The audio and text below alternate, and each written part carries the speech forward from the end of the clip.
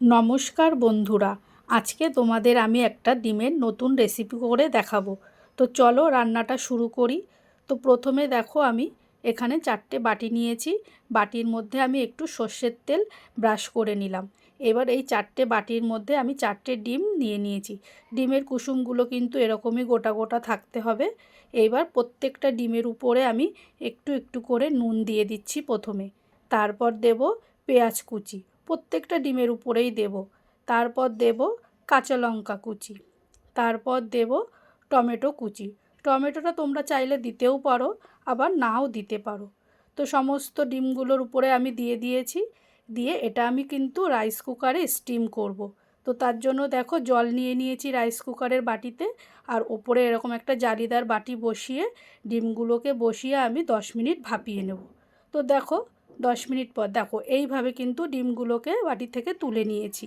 এইবার আমি একটা মশলা বানিয়ে নেব। তার জন্য আমি এখানে 1 চামচ সর্ষে আর 1 চামচ সাদা জিরে, কিছুটা কাঁচা লঙ্কা আর 4 কোয়া মতন রসুন দিয়ে সামান্য একটু জল দিয়ে একটা পেস্ট বানিয়ে নিয়েছি।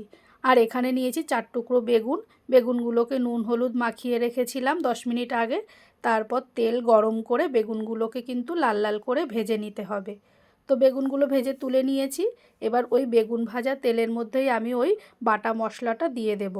তারপর দেব ঝালের জন্য একটু শুকনো লঙ্কার গুঁড়ো আর পরিমাণ মতো নুন আর হলুদ আর সামান্য চিনি দিয়ে এবার মশলাটাকে কিন্তু আমি একটু কষিয়ে নেব।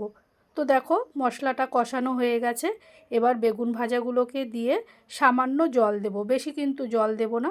তো একটু নাড়িয়ে চাড়িয়ে নিয়ে এবার ওই সেদ্ধ ডিমগুলোকে আমি ওপর থেকে পাতিয়ে দিয়ে একটা ঢাকনা দিয়ে ঢেকে আমি 5 মিনিট রান্না করব। এবার 5 মিনিট পর ঢাকনাটাকে তুলে আমি দেখো নাড়িয়ে চাড়িয়ে দেবো একটু হাতা দিয়ে। বেশি নাড়াবো না, আস্তে আস্তে, না হলে কিন্তু ভেঙে যাবে। তো দেখো 5 মিনিট পর কিন্তু আমার রান্নাটা পুরোপুরি রেডি।